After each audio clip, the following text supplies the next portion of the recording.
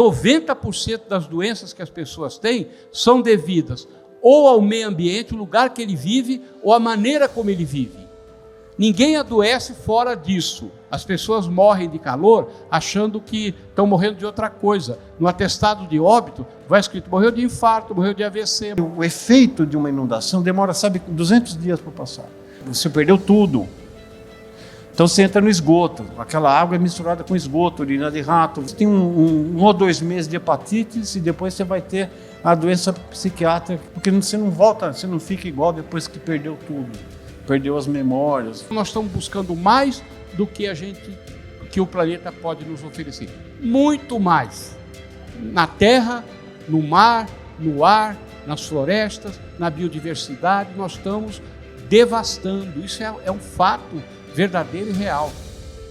E o que a gente devolve? Resíduos sólidos, resíduos líquidos e resíduos gasosos. Nós somos exuberantes em resíduos. Então, essa matemática, essa lógica, ela não tem como continuar. Ondas de calor, enchentes e diferentes formas de poluição já fazem parte do cenário de adoecimento da população em plena crise climática. Será que colocar a saúde no centro desse debate pode ser o gatilho para a mudança que nossas cidades precisam? Esse é o videocast da Virada Sustentável, o maior festival de sustentabilidade da América Latina, que reuniu os principais especialistas e atores dessa mudança para pensar São Paulo, o Brasil e o mundo em diálogo às vésperas da COP30. Nessa 15ª edição do evento, tivemos debates sobre políticas públicas, consumo consciente, justiça climática e muito mais diretamente do Centro Cultural São Paulo. Agora, você escuta todos aqui.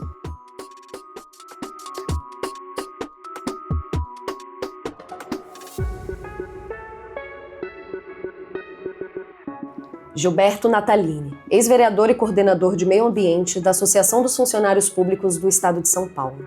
Dizer a vocês assim, eu sempre tenho dito nos últimos 40 anos que o meio ambiente é o último que fala e o primeiro que apanha. O meio ambiente é o último que fala e o primeiro que apanha. Eu gostaria de sair dessa virada sem esse paradigma, né, que a gente mudasse esse paradigma e que o meio ambiente assumisse de verdade o papel que ele tem e o apreço que a sociedade tem que ter pelas questões ambientais, pela proteção e pela recuperação do meio ambiente. Agora, nós não temos visto isso acontecer majoritariamente.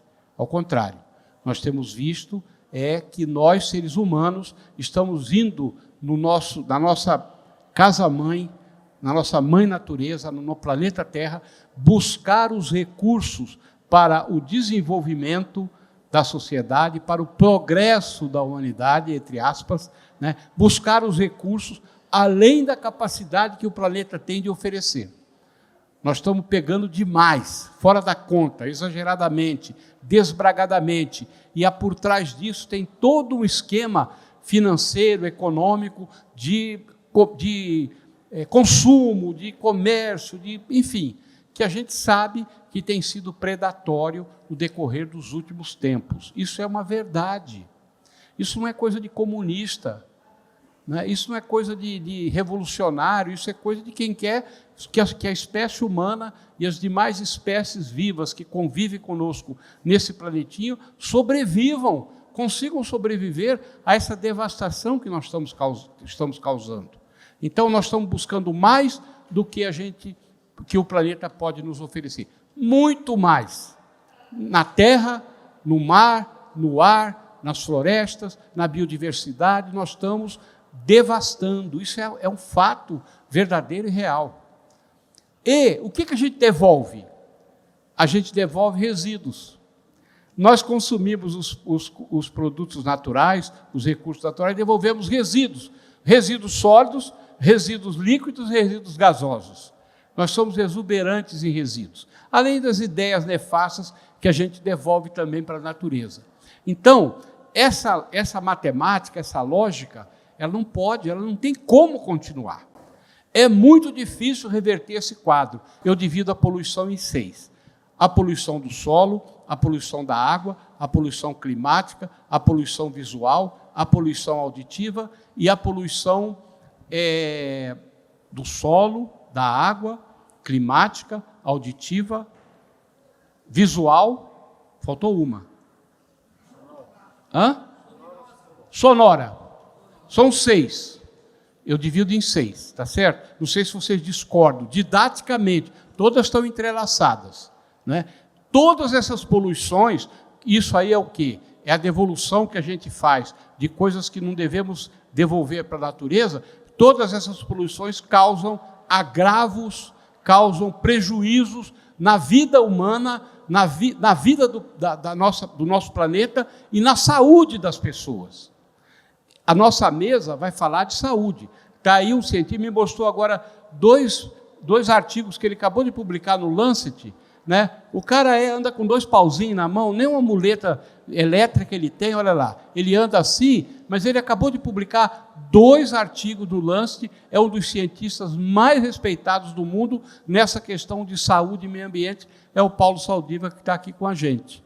Ele vai depois falar do assunto.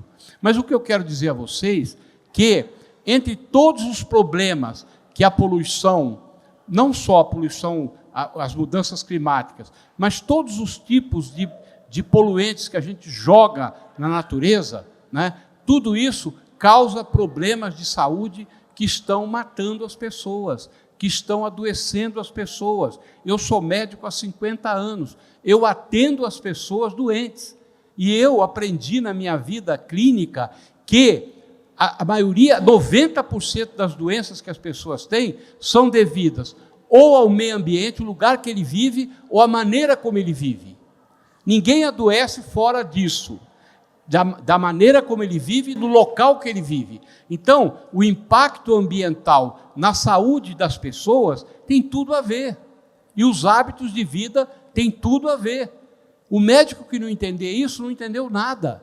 Vai ficar tratando de sintoma, vai ficar receitando medicamento que não vai resolver o problema. E por isso que a gente precisa intervir na causa. E a causa tem a ver com a devastação, com a degradação ambiental que nós temos feito. Ou o aumento do câncer na população, como tem aumentado. Eu faço um voluntariado médico no bairro, na igreja do Cangaíba, há 50 anos. Todo sábado eu vou lá há 50 anos. Difícil sábado que eu não pego 2 ou 3 casos novos de câncer em pessoas que o câncer apareceu agora.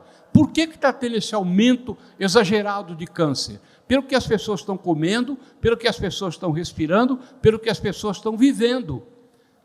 Tem tudo a ver. Isso está acontecendo. Quando a chuva vem de uma forma brutal, vem enchentes brutais que matam pessoas, né? Agora, pior do que a enchente e a estiagem são as ondas de calor. As pessoas morrem de calor achando que estão morrendo de outra coisa. No atestado de óbito, não vai escrito morreu de calor, vai escrito morreu de infarto, morreu de AVC, morreu da... né? Mas o que está produzindo essas doenças são exatamente as temperaturas exageradas. Então, nós estamos vivendo um momento muito difícil, que a velocidade dos problemas é muito maior do que a velocidade do que nós temos oferecido de solução. Aqui está a virada sustentável, um esforço enorme que se faz para transformar as consciências. Mas nós vamos ver na prática o que vai acontecer de atitude das pessoas, a gente vai ver que existe uma diferença muito grande entre a intenção e o gesto. Eu vi uma pesquisa, faz 1 ano e meio atrás, eu estava na Secretaria do Clima, eu vi uma pesquisa que dizia o seguinte: 93% dos seres humanos, 93% das pessoas entrevistadas diziam que sabiam do problema e tinham preocupação com a questão das mudanças climáticas, mas só 27% estavam dispostas a fazer alguma alteração na sua vida, a fazer alguma atitude prática para transformar a realidade. Então, entre o conhecimento e a prática, tem uma distância enorme, e a nossa função é diminuir essa distância. Porque ou a gente toma atitude e muda paradigmas, né? E quando eu falo muda paradigmas, é o poder público, federal, estadual, municipal, é a ONU, são todos os países, é também as empresas, os empresários, é a sociedade civil, é a Dona Maria, o seu José, lá do Grajaú, lá de Itaquera, lá de Guaianazes, que tem que mudar a sua forma de enxergar o problema e de agir no problema. Uma vez minha mãe falou para mim: meu filho, você é um médico bom, cirurgião, todo mundo, os doentes gostam de você, por que você se mete com esse tal de política? O que você viu nisso? Aí eu falei para minha mãe: mãe, como cirurgião, eu operei 17 mil pessoas na minha vida já. Como cirurgião, eu opero de um a um. É 1, 2, 3, 4, é um atrás do outro. Eu não consigo operar 3 ao mesmo tempo. Na política, se eu acertar uma lei, eu pego milhões para fazer o bem. Então, por exemplo, os ônibus verdinhos que estão nas ruas de São Paulo, é lei minha. Quando eu vejo um ônibus daquele, eu quase entro em orgasmo. É que eu já sou velhinho, o orgasmo não é fácil. Mas eu quase entro em orgasmo quando eu vejo... A lei de reuso da água da cidade de São Paulo é lei minha. A lei da merenda orgânica, que a moça falou aqui hoje, da Secretaria de Educação, ela disse o milagre, não falou o santo, é lei minha, de introdução de merenda orgânica na comida das crianças da rede pública. Então, a política, quando ela é bem feita, caprichada, direitinho, feita com interesse público, ela é revolucionária. Paulo Saldiva, médico, professor titular do Departamento de Patologia da Faculdade de Medicina da USP e vice-diretor do Instituto de Estudos Avançados da USP. E eu vou também defender um pouco, com números, a saúde como um elemento determinante da mudança de atitude que a gente precisa ter. Além da consciência ambiental, todo mundo tem medo de morrer.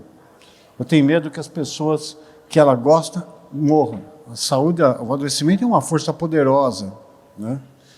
Tanto que muito do que a gente chama de religião veio porque as doenças eram uma coisa de uma punição divina ou de um capeta sulfuroso que nos ameaçava, né? E em nome do adoecimento já se matou muita gente também, porque ele desperta ódio. Nas pestes, você matou mulher, judeu, né? Matou minorias, né? Então é uma coisa que sempre modifica a sociedade. As mudanças, o adoecimento, as grandes catástrofes ambientais, elas modificaram e moldaram muito do que a gente chama de civilização. Então, eu, por força de trabalhar com isso desde 78, a gente acaba participando de fóruns, né? E a saúde foi a última a embarcar na questão climática e questão de poluição. Porque a saúde, dentro de si, já tem problemas suficientes. Ela está capacitada para lidar com questões ambientais de mosquito e de febres e de água. O nosso sanitarismo começou... Tanto que foi a saúde que criou o planejamento urbano, não foi o contrário. Foi o adoecimento, foi as doenças de transmissão hídrica, foram a contagiosidade entre pessoas, foi as doenças que emergem do lixo, dos vetores, que fizeram com que a gente começasse a planejar a cidade. E mesmo assim, de uma forma autoritária, né? A revolta da vacina, um exemplo. Aqui, no Bom Retiro, funcionou até 1940 a polícia médica. Bom Retiro, que chamava Bom Retiro, né?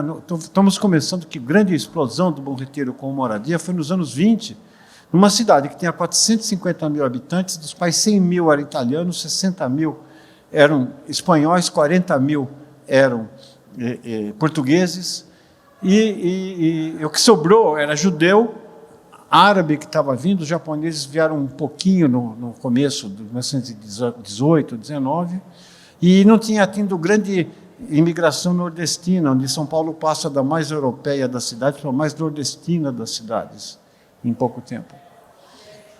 Então, o Bom Retiro, a gente recebeu imigrante na cidade de São Paulo nos 5 Bs, né?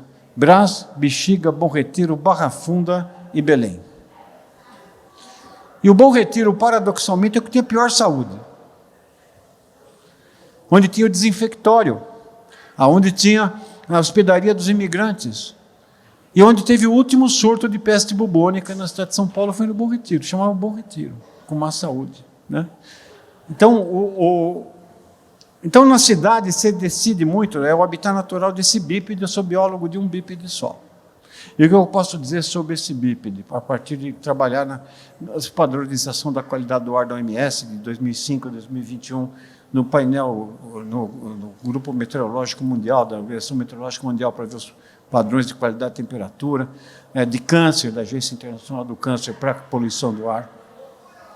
Porque eu sou o tiozão da suquita, né?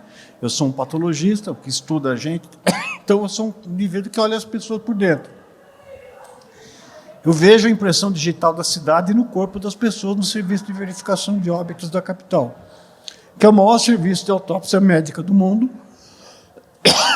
de morte morrida, não de morte matada.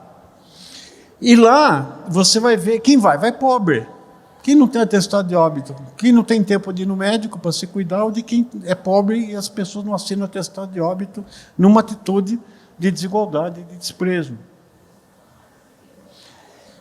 Bom, quando o técnico de autópsia diz que depois de uma onda de calor, doutor, amanhã vai estar cheio, e você sai de 40 autópsias por dia e vai para 70, não precisa fazer muito estudo científico. E como disse o Natalini, eles vão morrer das descompensações das doenças crônicas que têm. Esquentou, desidratou, o sangue fica mais espesso, você tem uma vasodilatação periférica, o coração tem que bater mais forte, o rim tem que absorver mais líquido, ele não aguenta, você pode ter uma infecção urinária. Aqui, resseca o olho, mas resseca o pulmão, uma bactéria que você inala fica lá dentro, você vai morrer embutido dessas coisas. E no frio também, você morre pelas adaptações fisiológicas, né? Como disse o professor Carlos Nobre. Então, o que a gente sabe? Mais ou menos no ano, no Brasil, o excesso de mortes por alterações climáticas, de extremos de ondas de frio e calor que estão se acentuando, dá mais ou menos 50 mil pessoas por ano. Que é mais ou menos o que morre no trânsito. Mais ou menos o que a Angola perdia na Guerra Civil todo ano. De poluição do ar, uns outros 30, 35 mil. Por baixa estimativa. Esse é um número. Então, estamos pondo aí 85 mil pessoas por ano. Né? Eu não estou colocando nessa conta a dengue, que está mudando a geografia, era uma doença de borda de oceano e passou a estar caminhando para dentro. É uma questão de clima, proliferação de larva mais eficiente, do lixo, do resíduo que a gente deixa na rua. Febre amarela, né, desceu. Malária está lá para o fundo, está vindo para o sul, né? E você com o degelo do permafrost, né, está aparecendo um bicho que a gente não sabia, que está escondido há milhares de anos. Já tem antrax voltando, já tem coisa. Fora tem uma epidemia de ignorância, de desinformação mesmo, um ambiente extremamente hostil à ciência, que mostra que você não precisa vacinar, que era mais ou menos o que o Maluf, quando ele lacrou no Roda Viva, o Maluf, o nosso prefeito Maluf, que proibiu o fumo em lugares fechados, onde ele foi traçado de autoritário. Ele falou, tudo bem, desde que você não exale, né, você pode inalar à vontade. E a mesma coisa a vacinação. Você pode não vacinar, mas você prejudica os outros que você contamina. Então, nós estamos tendo sarampo de novo, poliomielite está voltando. Tudo que a gente foi para trás caiu na casinha errada e está voltando para trás. Então, essas mudanças climáticas estão ocorrendo, para variar, elas despertam o quê? Ódio, polêmica, desinformação, como acontecia na Idade Média. Nós estamos lendo o mesmo script, porque o ser humano continua o mesmo.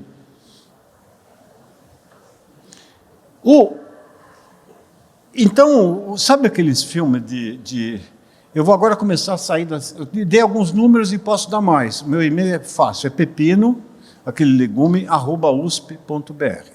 Se você não errar o vegetal e não colocar chega para mim. Então, eu posso passar os PDF dos artigos, que são mais ou menos, tem artigo no New England, no Lancet, no Journal of American Medical Association. Mas não adianta você fazer isso, porque supondo que Moisés tivesse descido do morro com 10 artigos na Science e feito um seminário com a população eleita, não ia dar. Isso não é política pública. Você não envolveu a comunidade na solução. Não é messiânica a situação. Porque a solução, como disse, esqueci aquela pessoa sabida da Secretaria do Clima que estava falando, a solução é particularizada. Por exemplo, na zona leste de São Paulo, as ondas de calor são mais importantes, e na zona sul, perto de Parelheiros, são as ondas de frio. Então, a solução é diferente para cada um. Aí planta árvore. Aonde, cara pálida, se não tem calçada? Como é que você vai fazer? Mas tem soluções locais. Então, você tem que ouvir isso para você ter essa capilaridade e aproveitar os saberes locais. Falta 5 minutos, então eu já sei que eu tenho que ficar quieto, né? Daqui a pouco. Para.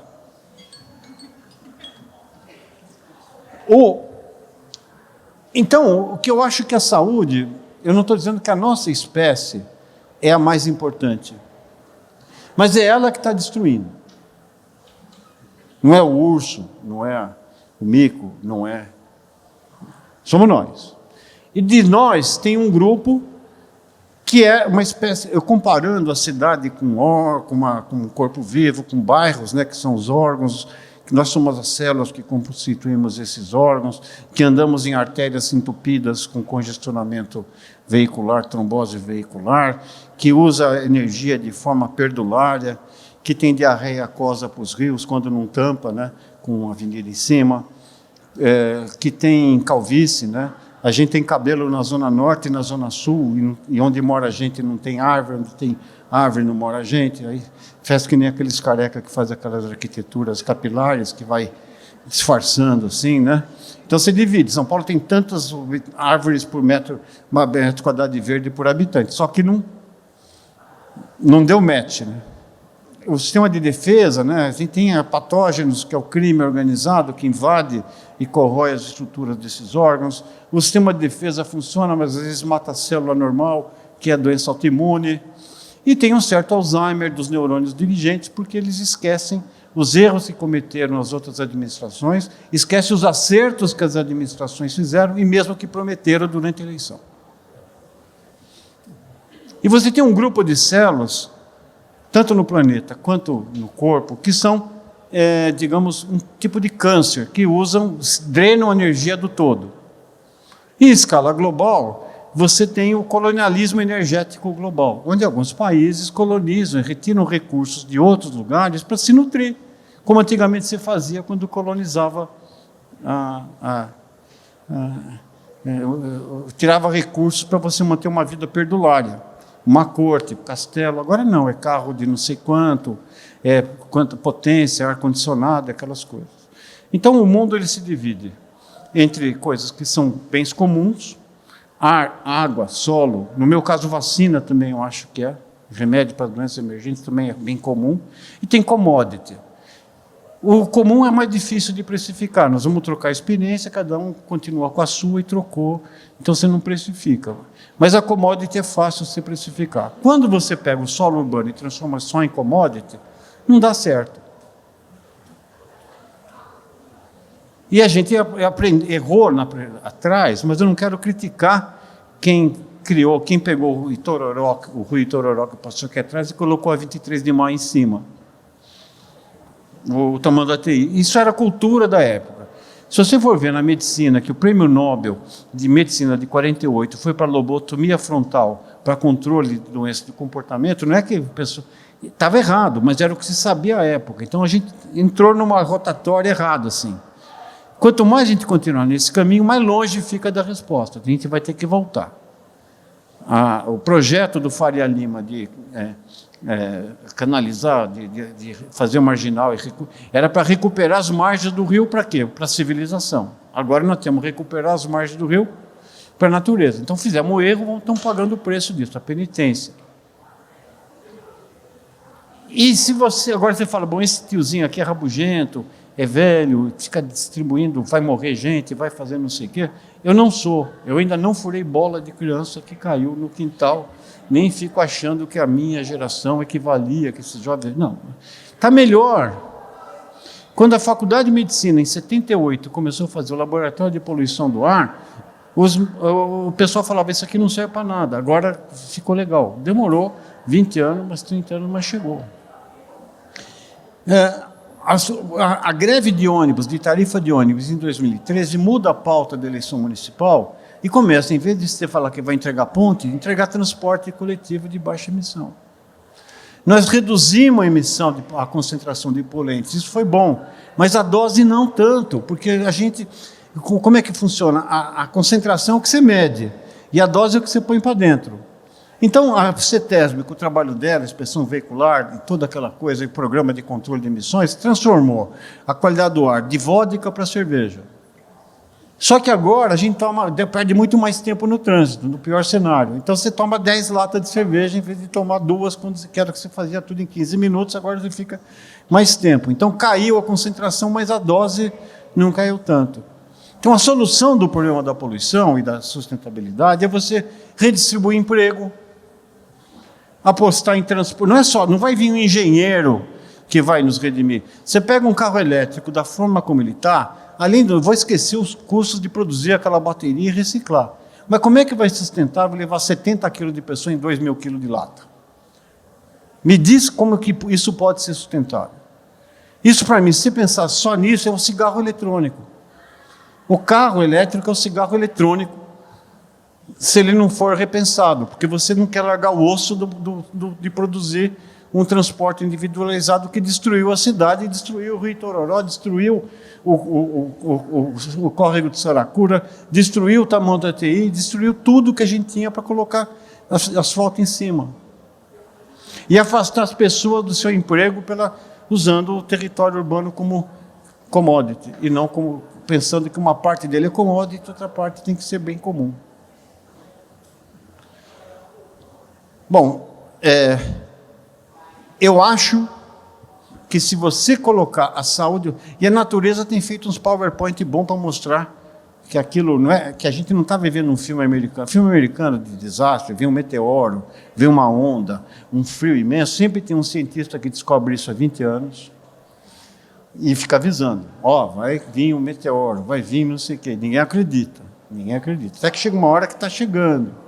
Aí vem um grupo de cientistas heróis que vão destruir o meteoro. E você já sabe qual vai morrer. É aquele que é o piloto jovem que tem uma filha pequenininha, se despede da esposa Cat. Tchau, Judy, eu volto daqui a pouco. Assim que acabar isso, o papai volta. Ele é o primeiro que vai na hora que da equipe morre de forma heróica, né? Só que não existe isso na vida real. Então, o que a natureza está fazendo? A gente passou em São Paulo nessa queimada de floresta que chegou, Império Urbana e tal, né? A gente bateu mais ou menos 250 a 300 microgramas por metro cúbico de material particulado fino, que é mais ou menos o episódio de Londres de 52. Quando você tem essas chuvas que inundam, e quando inunda, a gente estudou isso também em um monte de cidades, na Nature, esse artigo. Eu falo isso para parecer mais sabido, né? Ele mostra que o efeito de uma inundação demora, 200 dias para passar. Tem os que a enxurrada leva, o que o desbarrancamento vai, aí você tem uma onda de diarreia, porque quem entra lá, né, é para salvar o que você perdeu tudo. Então você entra no esgoto, aquela água é misturada com esgoto, urina de rato, vem hepatite, vem diarreia, vem infarto do miocárdio. Perder tudo, aquela perda das memórias, tudo leva a um aumento. E isso vai até... Depois você tem um ou 2 meses de hepatites e depois você vai ter a doença psiquiátrica que vai até 200 dias depois. Porque você não volta, você não fica igual depois que perdeu tudo. Perdeu as memórias, perdeu a capacidade de recomeçar. E então essa demonstração hoje tornou mais evidente que aquilo ia acontecer com o urso polar lá em cima, e daqui a décadas trouxe para o nosso tempo de vida. Isso vai mudar a aceitação, assim como o transporte, a greve de transporte mudou em 10 anos a política desse jeito. E dentro do regime democrático, que eu acho o melhor, nós temos que olhar melhor, isso, quer dizer, isso vai virar um valor, desde comercial, quer dizer, quem produzir limpo vai ter que ter incentivo, o desconto do IPTU é um importante mecanismo de incentivo para fazer coleta de água seletiva, para fazer jardim, telhado verde, tem uma série de mecanismos de incentivo. Reciclagem do lixo também tem que ter incentivo econômico, senão você vai ficando só com um catador de lixo que está despreparado para isso, então você tem que colocar isso no hábito, na educação das escolas. E eu acho que eu vejo isso que está melhor do que estava há 30 anos atrás. E eu não julgo essa população que hoje foi educada nesse modo perdulário de consumir, porque foi acostumada. Então, talvez eu não veja essa melhora. Certamente não. Eu estarei já nas profundezas, mas eu espero que como punido, e não como sócio. Tem gente que vai para o inferno como sócio, pelo que está cometendo e pelo fato de que a ignorância que eles propagam não é aquela do desconhecimento da época, nem das circunstâncias culturais. É quando o indivíduo sabe que é mentira o que ele está falando e apregoa como verdade. Então, eu acho que tem um papel importante dos artistas nisso. A gente, como é cientista, mostra equação, mostra coisa e tal, não comove. O artista, ele pode simular o que vai acontecer visualmente. Ele pode mostrar, antecipar o cenário a partir dos modelos climatológicos e mostrar o que vai acontecer. Ele pode mexer com o sentimento das pessoas, que é o que vai mudar o atendimento. Assim como a gente melhora nosso modo de vida depois que vai para a UTI. Quer dizer, você está num trilho tal, de repente, que não é sustentável para a tua vida, e de repente você toma um peteleco do destino e você vai. Agora a natureza está dando peteleco na nossa sociedade. Por isso que eu sou otimista que vai acontecer. Se quem vai sair, nossa espécie não vai desaparecer, mas eu tenho dúvida se quem vai permanecer é quem mais precisa ou quem é o índice da Forbes, que vai determinar quem vai sobreviver. Essa é a escolha moral nossa. Então essa discussão é uma discussão de qualificação da cidadania. E é isso que eu espero que a saúde possa contribuir. Porque se não vai por cidadania, vai por medo de ficar doente e de morrer. Porque isso todo mundo tem. Esses foram os destaques do Fórum da 15ª Virada Sustentável de São Paulo. Quer continuar nessa conversa? Então ouça também os próximos episódios disponíveis. Os links para o nosso site e Instagram estão na descrição.